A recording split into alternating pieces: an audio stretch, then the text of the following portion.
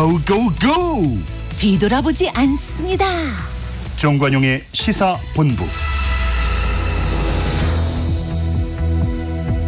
말 돌리지 않습니다. 할 말은 합니다. 직진본능 직설하고 오늘도 지난주에 이어서 여야의 두 젊은 정치인 초대했습니다. 국민의힘 김재섭 도봉갑 당협위원장 그리고 문재인 정부 청와대 청년소통정책관을 지낸 여선웅 전 정책관 두 분 어서 오십시오. 네, 안녕하세요. 네. 김재섭 위원장은 도봉갑에 출마할 예정이고, 네, 이제 예비 후보를 등록해놨습니다. 그렇죠. 여선웅 정책관은 어디 출마할 예정입니까? 저는 그 안철수 의원이 있는 분당갑에 네, 출사표를 던졌습니다. 그렇군요. 자, 이번 한 주 여러 가지 정치권 이슈들 가운데 김재섭 위원장 뭐가 눈에 띕니까? 가장 눈에 띄는 것은 역시 이낙연 전 대표의 민주당 탈당이 가장 큰 이슈가 아니었나 싶습니다. 예. 이낙연 전 대표의 탈당이라고 하는 것이 정해진 수순이긴 했었습니다만은 이재명 대표의 피습 이후로 언제 그러면 탈당 시점을 결정할 것이냐 이런 고민들이 많았던 것 같은데 이번 주에 탈당을 이제 하시고 새를 규합하고 이제 민주당에 대해서도 그리고 국민의힘에 대해서도 쓴소리를 내뱉으면서 제3신당의 어떤 동력을 확보하고 있는 모습 이게 이제 이번 주에 제가 뽑은 제일 큰 이슈입니다. 여선웅 정책관은 어떤? 네, 저도 마찬가지로 그 이낙연 전 대표 그리고 원칙과 상식 의원님들 탈당인데요. 3인방. 네, 여기서 이제 하나 좀 덧붙이자면은 신당 창당의 속도가 굉장히 빨라졌다.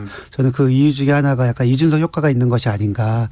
이준석 대표가 방송에서 나와가지고 바른미래당 창당 과정 실패 이렇게 이야기를 하면서 타임이랑 속도 이런 걸 막 굉장히 많이 이야기하더라고요. 예. 그래서 그 지금 원칙과 상식의 의원님들은 오늘 발기인 대로 벌써 했다고 합니다. 그래서 이 속도가 엄중 낙연도 같이 속도가 좀 빨라지는 게 아닌가 이렇게 생각이 하나 들고 또 하나의 좀 제가 눈여겨봤던 이슈는 이철규 전 사무총장 김기현 지도부에서 사무총장 했던 분의 공관위원 복귀. 그렇죠. 네, 이거 같은 경우에는 그 용산 입김이 다시 한번 조금 드러나는 모습이고 용산에 조금 대리인이 온 것이 아니냐.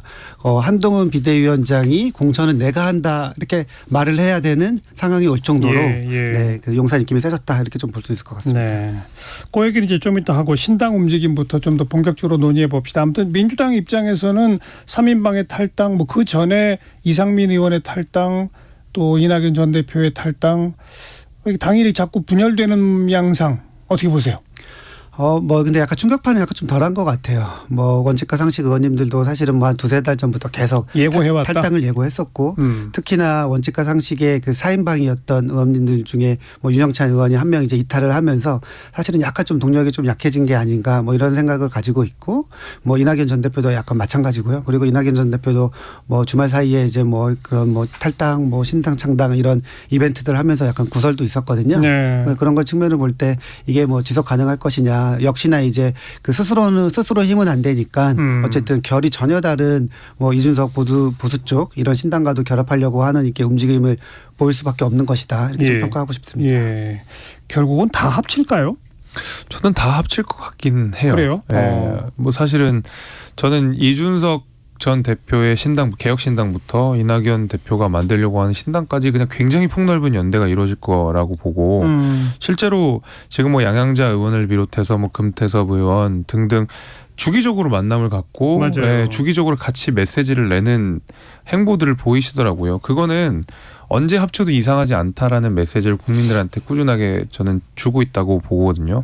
앞서 이제 여선웅 행정관께서 이야기하신 대로 충격파가 덜 해야 되는 게 말하자면 지금부터 좀 빌드업을 해놔야 굉장히 이질적인 두 개의 집단 예컨대 페미니즘 이슈와 관련돼서는 금태섭 의원과 이준석 전 대표는 완전 대척점에 있는 분인데 맞아요. 이 화학적 결합을 이뤄내기 위해서는 충격파를 덜하기 위해서라도 미리미리 같이 행보하는 모습들을 보여줘야 된다는 정치적 판단이 쓴 걸로 보이고요. 네. 그래서 이렇게 같이 메시지도 내고 만나기도 하고 그런 걸로 보여서는 당연히 합칠 거라고 봅니다. 금태섭 전 의원 얘기했지만 지금 정의당의 유호정 의원도 이게 제3지대 시작 얘기하잖아요. 네네. 페미니즘 관해서 얘기하면 유호정 의원과 이준석 전 대표가 진짜 극과 극이죠. 그러니까요. 이게 거의 완전 대척점에 계신 두 분이 이 말하자면 정강 정책을 같이 써야 되는 상황이 될 텐데 앞서서 이준석 전 그래도 대표가 합칠 거다.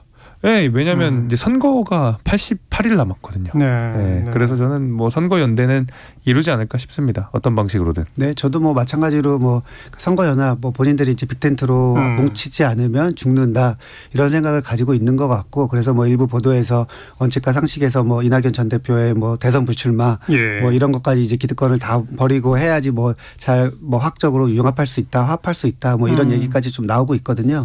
그래서 어쨌든 뭐 지금 합칠 것으로는 보이는데 이게 저는 뭐 크게 만약에 이제 총선에서 흥행을 한들 지속 가능한 정당으로 될 것이냐 여기는 굉장히 회의적입니다.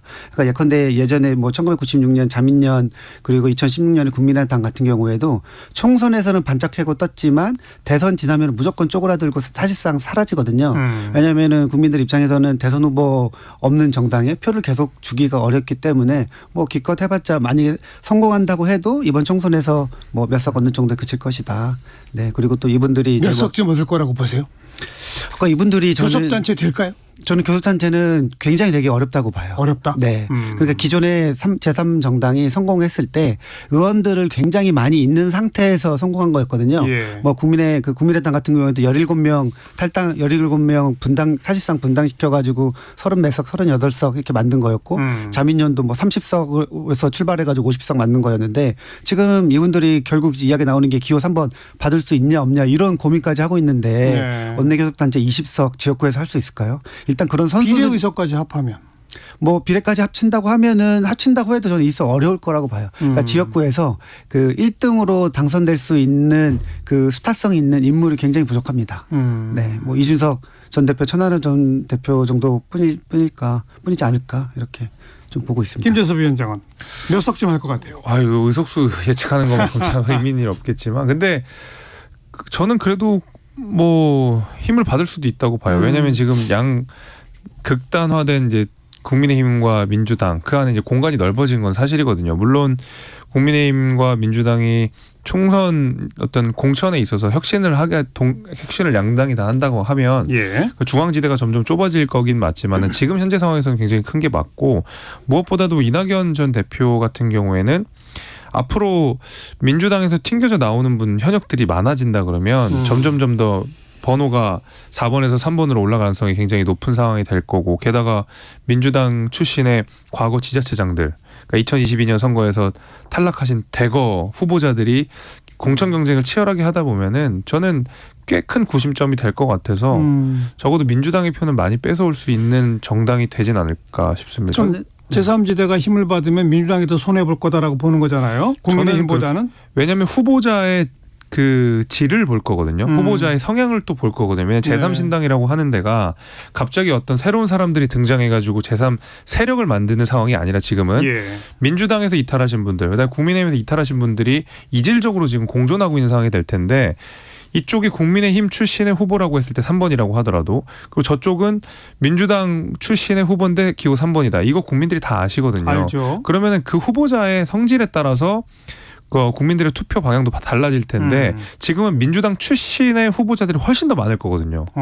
네, 기초 지자체장들 알겠습니다. 이런 분들이 많을 거기 때문에 국민의힘 출신보다 더 많을 거니까 민주당 표를 그렇죠. 더 가져갈 거다. 그렇죠. 네, 저는 뭐 경합지 같은 경우에서는 뭐 양당에서 이제 뭐 그 후보에 따라서 표를 뭐 국민의힘 표를 가져가느냐 아니면 민주당 표를 잠식하느냐 이거는 좀 차이가 있을 것 같은데, 그러니까 결국에는 이제 뭐 1등이 될 수 있느냐 이 차이에서는 경합지에서 상대방을 떨어뜨릴 수는 있어도 본인들이 1등하기 굉장히 어렵고, 결국에는 민주당 쪽 인사 같은 경우에는 호남에서 민주당이 잘 되는 지역에서 기껏 1대1로 승부해봐야 당선될 수 있고, 국민의힘 쪽 같은 경우에는 뭐 이준석 천하람 계속 이제 대구 출마 이야기 나오는 것도 수도권에서는 이준석 대표가 1등하기는 어렵다고 봅니다. 그러니까 결국에는 이제 TK 쪽에서 승부를 봐야 되는 거고, 그런 측면에서 봤을 때 뭐 이렇게 자원이 이제 뭐 전직 단체장들 뭐 있어가지고 많다고는 하지만 1등까지는 될 수 있겠냐. 뭐 여기에 굉장히 조금 회의적인 것이고요. 그리고 이제 국민의힘이랑 다른 게 민주당 같은 경우에는 컷오프가 없습니다. 무조건 경선 시켜주겠다고 사실은 공언한 상태에서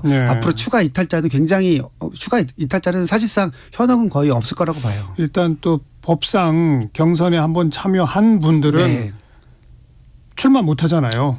뭐 약간 이제 뭐 차이가 조금 있는데요. 사실상 출마를 못 하는데 그러니까. 근데 예컨대 이제 민주당 같은 경우에는 뭐 시스템 공천이라고 해가지고 컷오프가 없는데 네. 지난번 2020년에 똑같은 이제 그 공천 시스템을 가지고 있는데 지난번에 103명 국회의원이 공천 신청을 해서 93명이 공천을 받았거든요. 네. 그러니까 현역 생존율이 90%입니다. 그러니까 경선만 붙여주면 현역들은 무조건 유리한 게임이기 때문에 뭐 그 경선까지는 자기가 하겠다고 하겠죠. 네. 그러면 경선하면은 뭐 이탈하기가 쉽지 않기 때문에 오히려 국민의힘은 20% 컷오프를 한다고 그래서 예. 국민의힘 현역 이탈자가 생길 가능성이 높습니다. 그러면 이 제3지대 신당은 국민의힘에 오히려 불리하다. 뭐 지역마다 좀 다를 것 같긴 한데. 네. 네. 네. 네.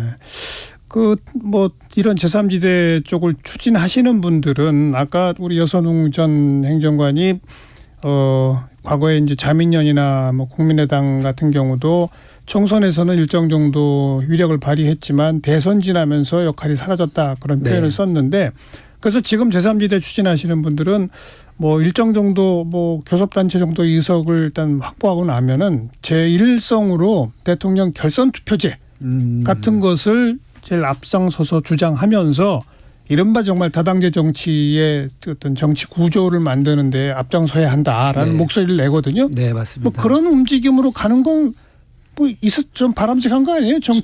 우리나라 정치에서. 저는 지금 선거제 이야기할 때 그 뭐 병립형으로 가야 된다고 주장하는 사람인데 왜냐하면 연동형은 실패했기 때문에 근데 그 연동형으로 가자고 했을 때 사실은 대선 그 권력 구조도 같이 그렇죠. 바꾸면은 다당제가 충분히 가능합니다. 그러니까요. 근데 대선은 안 바꾸고 이 총선 국회의원을 뽑는 선거만 약간 다당제가 그 다당 그 군소정당이 원내 진입할 수 있게 만들어진 선거제도는 저는 의미 없다고 봅니다. 그래서 뭐 대통령 선거제까지 같이 바꾼다고 하면은 다당제 뭐 제3정당이 더 의미가 있겠죠. 의미가 있습니다. 네. 그러니까 하려면 그쪽으로 가는 것이 옳다. 네. 그런데 그 정도 교섭단체 이상 하기는 어려울 거라고 본다. 저는 거의 불가능할 거라고 봅니다. 그 교섭단체 정도면 잘하는 수준이지 않을까 싶긴 합니다. 그래도 왜냐하면 일단 비례대표에서는 제법 의석을 가질 것 같고 뭐 여선홍 행정관 말씀하신 대로 지역구에서 얼만큼 경쟁력 있는 후보를 낼 것이냐 이제 이 문제가 남을 텐데 지금 현재 상황으로서는 아무리 중앙 공간이 넓다 하더라도 지역구에서 양당의 후보를 잡아삼킬 만큼의 지지율이 나오는 것은 아닌 게 사실이거든요. 그래서 지역구에서 많은 후보들이 내기는 좀 어려울 것이다. 이런 생각은 저도 뭐 거기에 대해서 동의합니다. 얘기를 꺼낸 김에 그 민주당은 병립형으로 돌아가는 쪽으로 가요? 연동형 유지하는 쪽으로 가요? 뭐 여러 가지 언제 결혼 내립니까 그거? 그러니까요. 근데 예전에도 선거제 관련해서 선거구 획정도 굉장히 뭐 한 달인가 두 달 전에 있었어요. 지난 총선에서도요. 그래서 이번에도 뭐 약간 뭐 시점이 더 시간이 남았다고 생각하시는 것 같아요. 국회에서는. 네, 잘 모르겠습니다. 국민의힘은 뭐 병립형으로 가자는 게 그 전에 당론으로 채택된 걸로 기억하고 있기 때문에. 그렇죠. 뭐 4년 전부터 계속 똑같은 얘기잖아요. 네. 이제 민주당이 키를 쥐고 있기 때문에 뭐 민주당이 어떻게 하느냐에 따라서 뭐 결정되는 거라 저희가 당론을 아무리 정해봐야. 그 저도 뭐 앞서서 이제 다당제를 말씀하셨지만 다당제가 꼭 좋으냐에 대한 저는 물음이 있습니다 여전히. 네. 예를 들면 대통령제와 다당제가 공존하는 상황에서는 끊임없이 안 그래도 지금 교착 상태가 계속 유지되고 있는데 이게 교착 상태가 계속 유지되는 것이 꼭 우리 정치에 좋은가에 대해서는 저는 좀 회의가 있기 때문에 오히려 병립형이라는 누구나 이해하기 쉬운 제도를 통해서 양당이 책임 정치를 하는 게 저는 더 맞다고 보지 다당제가 꼭 선이라고 보지는 않습니다. 저도 여기서 하나 덧붙이면 저도 같은 생각인데요. 저는 그냥 양당의 각 당에서 스펙트럼을 넓히는 이러한 노력들이 조금 필요하고 만약에 군소정당이나 소수정당에 뭔가 이 의사가 반영돼야 된다고 하면은 저는 원내 교섭단체 의석수를 굉장히 낮춰가지고 그 군소정당한테 그냥 뭐 원내 교섭권 같이 뭐 간사라 준다든지 이렇게 하는 방향으로 틀면 얼마든지 의견을 반영할 수 있는 원내 구조를 짤 수 있다 이렇게 생각을 합니다. 뭐 두 분은 이런 양당 책임 정치를 옹호하신다라고 말씀했지만 이 책임 정치가 아니라 양당의 적대적 공정관계로 극한 대치를 벌이다 보니까 지금 제3지대를 바라는 유권자들이 꽤 생긴 거 아니겠습니까? 네, 연동해서 이제 우리가 신당 얘기를 해놨습니다만 결국 이 신당이 얼만큼 위력을 발휘하느냐도 앞으로 남아있는 총선까지의 과정에서 국민의힘 민주당이 어떤 공천 모습을 보여주느냐 하고 연동이 될 거예요. 그렇죠. 그 얘기 이제 조금 이따 해보고요. 1시 31분 좀 지났네요. 교통정보가 아직 연결이 안 됐군요. 네, 잠시 후에 그럼 교통정보 전해드리도록 하고. 자, 아무래도 여당 국민의힘부터 봅시다. 이 공관위가 이제 만들어졌고 좀 아까 여선홍 전 행정관이 얘기한 것처럼 이철규라는 그 문제성 있는 인물, 화제의 인물께서 포함이 됐습니다. 어떻게 해석합니까?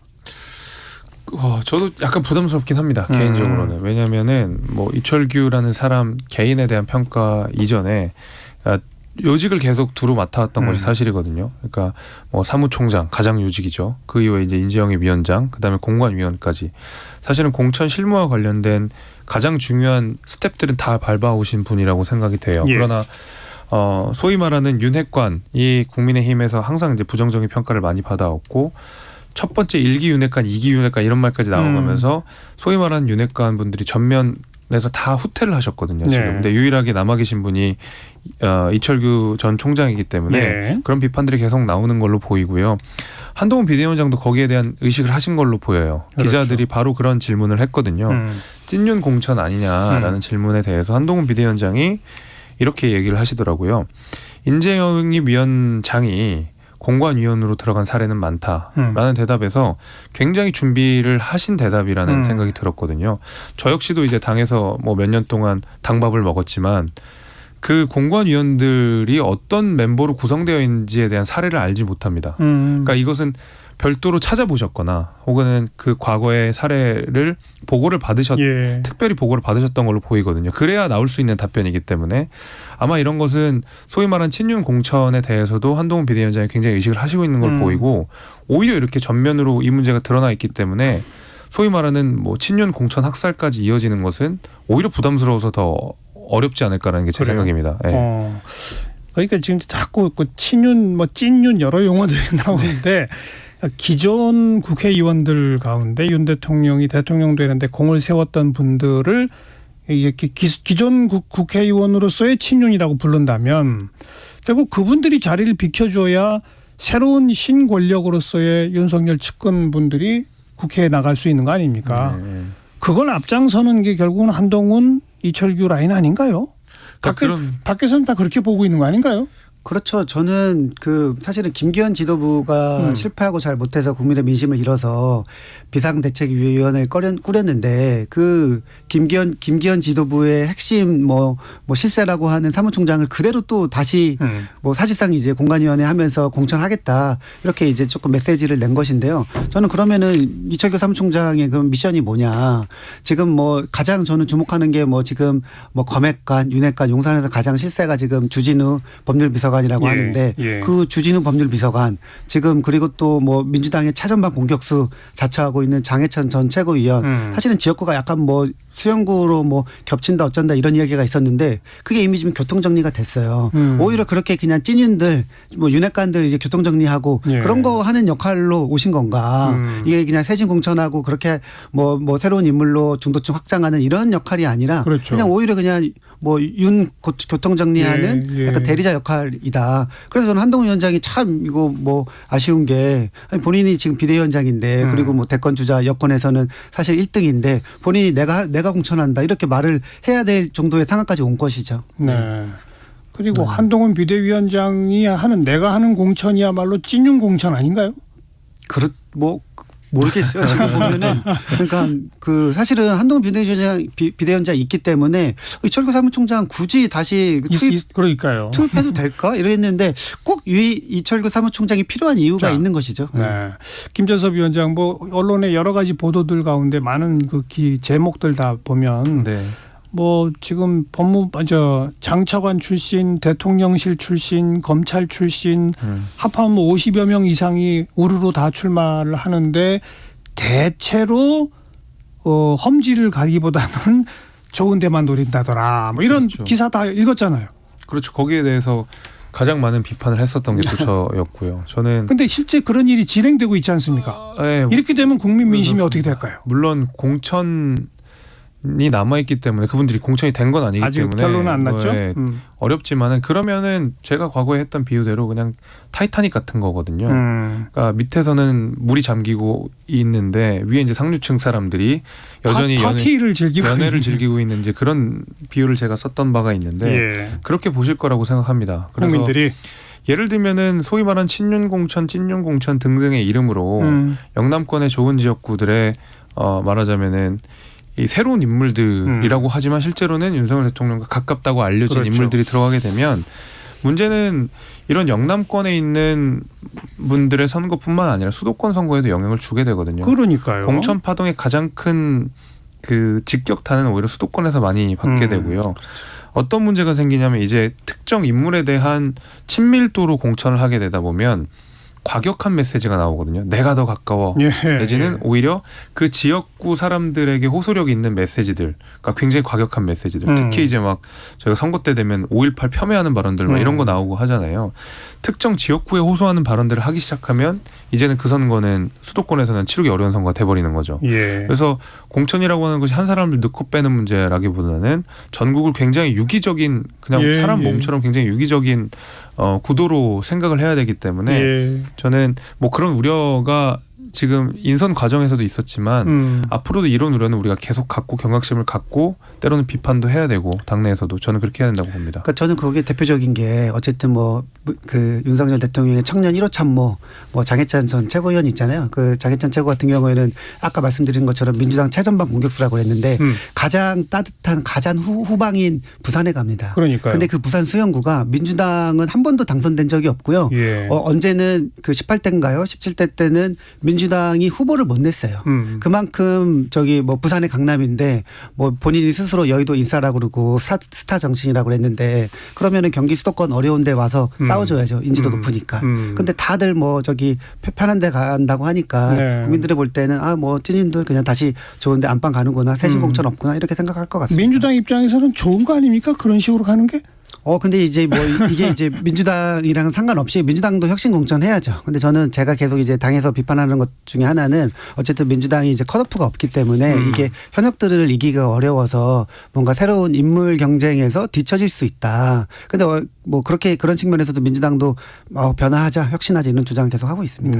민주당 얘기 조금 이따 해보도록 하죠. 1시 39분 향해 갑니다. 교통정보 공인혜 씨. 네, 시각 교통정보입니다. 서해안을 따라 강한 비가 내리면서 빗길 사고가 자주 발생하고 있습니다. 서해안고속도로 서울 방향 당진 분기점 부근 1차로와 서해대교 부근 1차로가 각각 사고 차량으로 차단돼 살펴 지나셔야겠고요. 이후 일찍에서 금천 쪽 정체가 꾸준합니다. 서울 양양고속도로 서울 방향도 강원권 정체가 상당해서 모두 39km 구간이 막혀 있는데요. 최대 정체 시간인 만큼 지금 출발하신다면 요금소를 기준으로 2시간 15분가량 소요됩니다. 현재 양양 분기점과 인제, 남춘천 부근 더디다가 강촌부터 화도 분기점 쪽으로 32km 구간 가장 길게 막혀 있고요. 이 화도 분기점 1차로에선 사고도 처리 중입니다. 영동고속도로 인천 방향도 진부와 둔내 부근 횡성에서 새말, 여주 부근 지나기 더디고요. 이후 경기권에선 여주 휴게소부터 용인 쪽 통과가 가장 어렵고 양지터널 2차로에선 사고 처리 중입니다. 끝으로 광주 원주고속도로 원주 쪽 동여주 부근 1차로와 호남고속도로 순천 쪽 논산 분기점 4차로에서도 각각 사고 처리 중입니다. KBS 교통정보센터였습니다.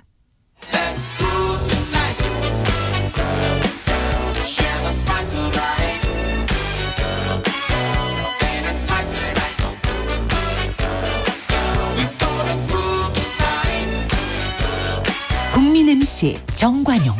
KBS 1라디오 정관용의 시사본부. 들어보면 달라요.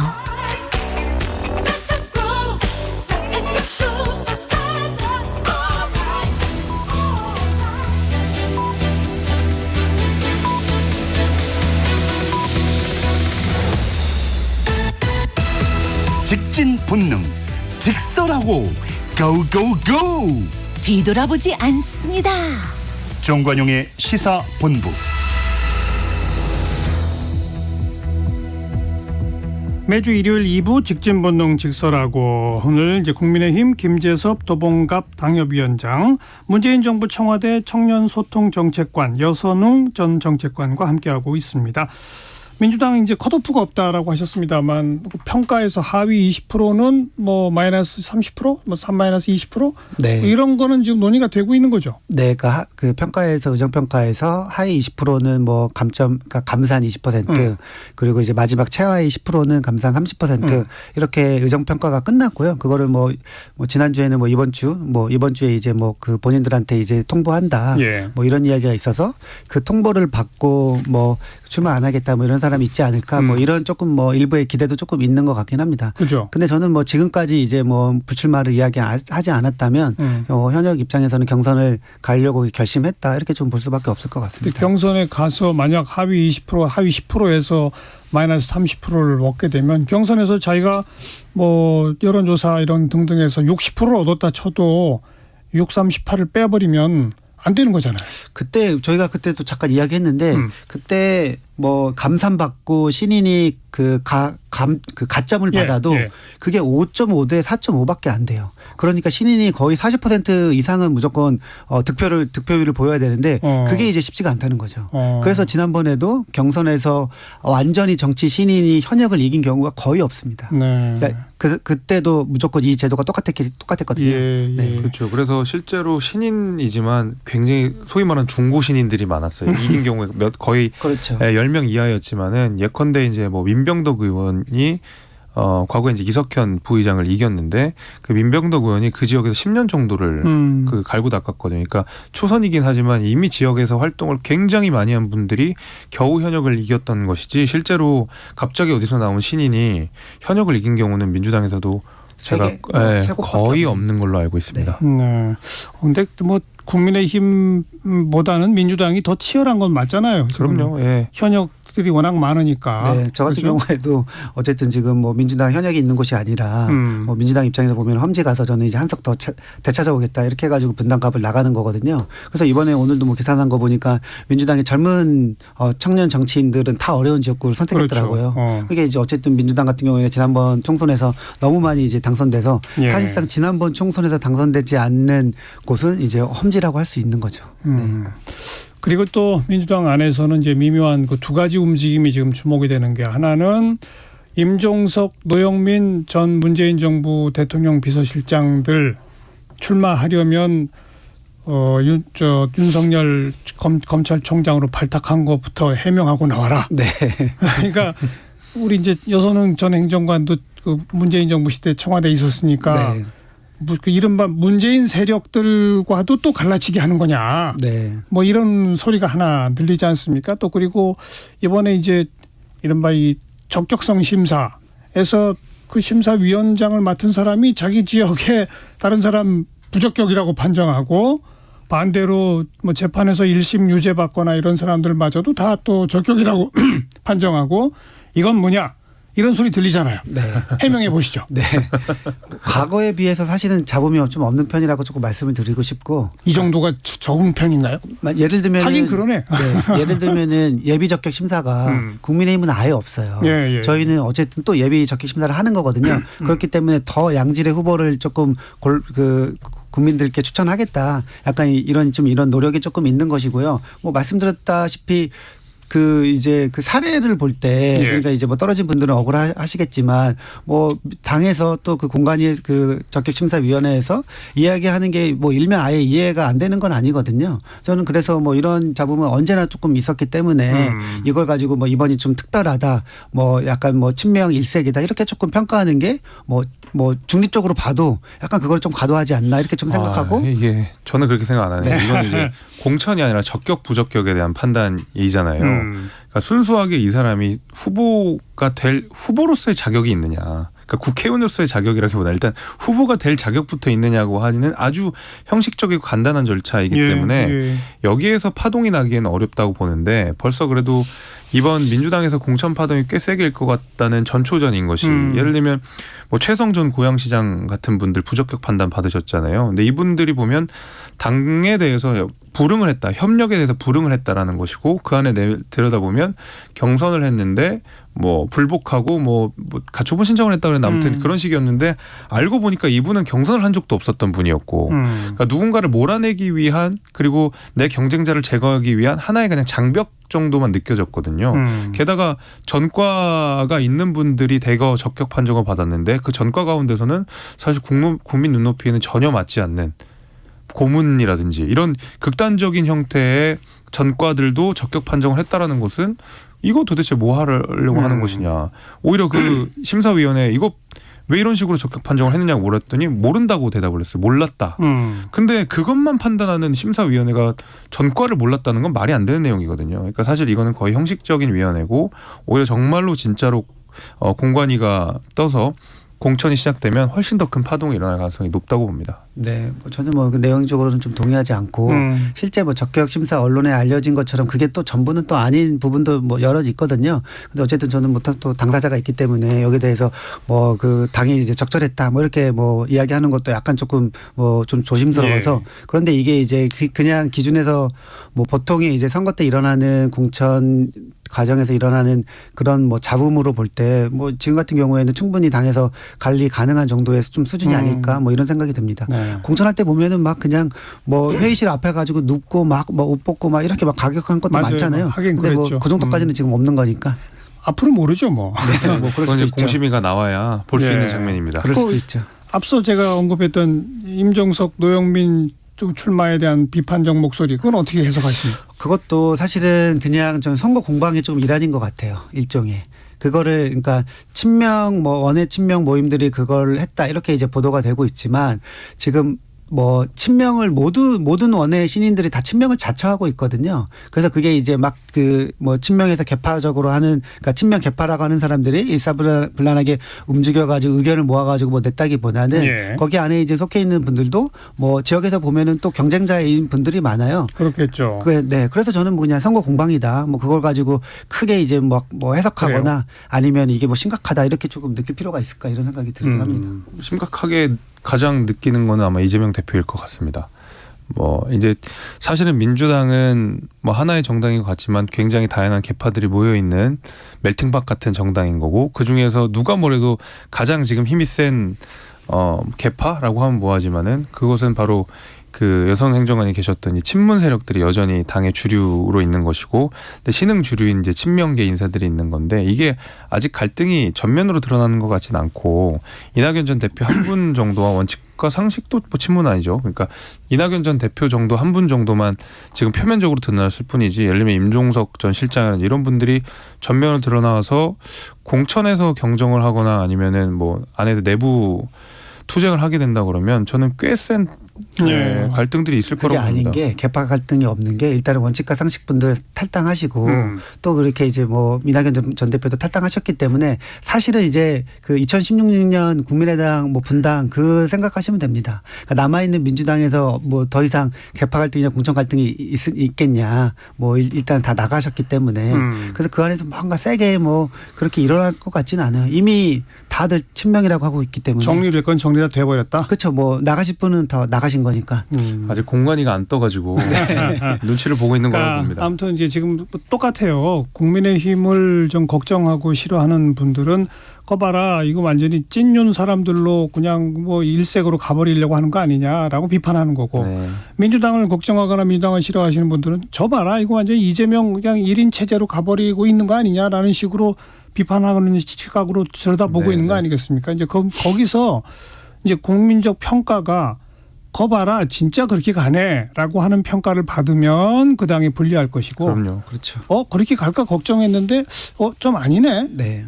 이런 평가를 받아내도록 하는 공천 관리를 해내야 되는 거 아닙니까? 맞습니다. 네. 그게 제일 어렵죠 늘. 근데 그게 늘 어렵습니다. 총선 앞두고요. 국회의원 돼보겠다고 하시는 분들은 물불 안 가려요. 그렇죠. 생사를 목숨을 걸고들 달려드시기 때문에 실제로 정치적 생명 이렇게 이야기도 하잖아요. 그러니까요. 이게 이제 생명이 달려 있는 겁니다. 정치적 생명이. 그렇기 때문에 이제 죽기 살기로 싸우는 거죠.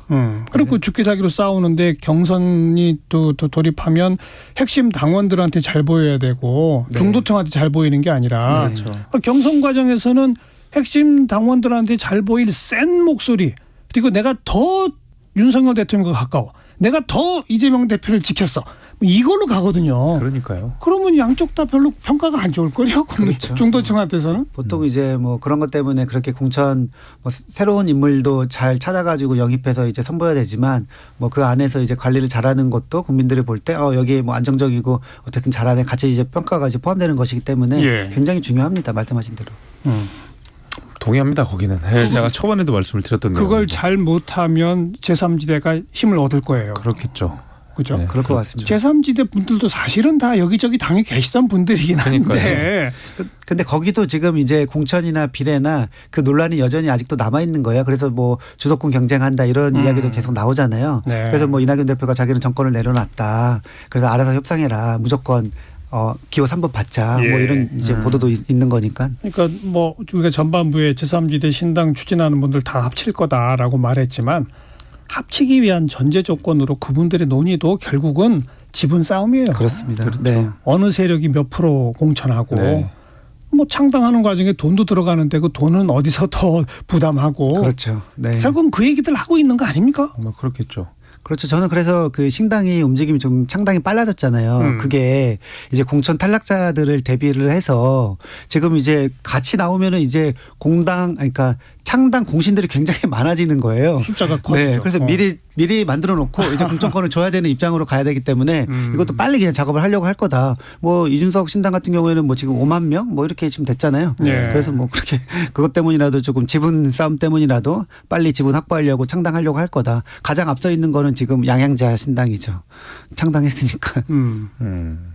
그래도 당원 숫자나 이런 뭘 기준으로 할까요? 거기서 그분들의 지분 나누기에서는 글쎄요, 뭐 정말 그 매트릭스는 제가 풀기 너무 어려운 거라서. 근데 적어도 이제 이준석 전 대표, 그러니까 개혁신당의 창당 주역이라고 불리는 이른바 천하용인 그 분들 가운데서 천하람 위원장과 그 이준석 전 대표는 지역구 출마를 선언을 했거든요. 네, 네. 근데 제3신당에게 뭐 좋은 지역구라는 것은 없는 거니까 제3신당에게 가장 좋은 것은 비례대표고 역시나 그 주역들 두 분이 자기는 지역구 출마를 선언한 이상 저는 오히려 가장 많이 내려놨던 이준석의 개혁신당이 주도권을 잡을 가능성이 높다고 봅니다. 오히려 가장 많이 먼저 내려놨기 때문에.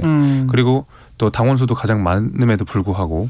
그래서 오히려 그 안에서 세력 경쟁이나 아니면은 공천 뭐 지분 경쟁에 있어서는 개혁신당의 몫이 가장 크지 않을까? 뭐 거기에 이제 아마 정당 지지도가 있을 거예요. 개혁신당에서 김영남 의원이 방송에서 지지율로 해야 되지 않냐 이런 이야기를 하셨거든요. 그러니까 이제 먼저 창당을 해놓고 그 창당 지지율로 뭔가 이 지분 정리를 조금 하겠죠.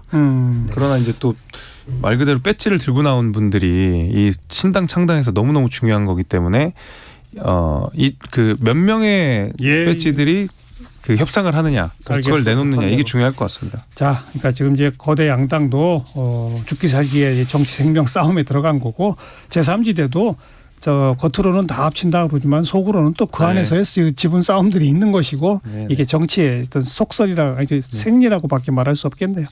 직진본능 직설하고 오늘 여기까지 하고요. 우리 두 분 젊은 정치인도 이번 총선에 이제 출마하셔야 되기 때문에 오늘이 마지막 출연이 되시겠네요.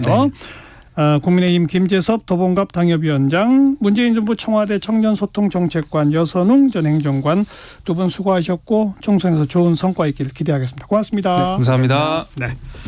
네, 다음 주 토요일 1월 20일 일부 대한민국 정치의 길을 묻는다 신년기획 두 번째 시간은 임채정 전 국회의장 모시고 정치 원로의 고견 들어보도록 하겠습니다. 문희옥의 평행선 함께 듣고요. 저는 다음 주말 뵙죠. 안녕히 계세요.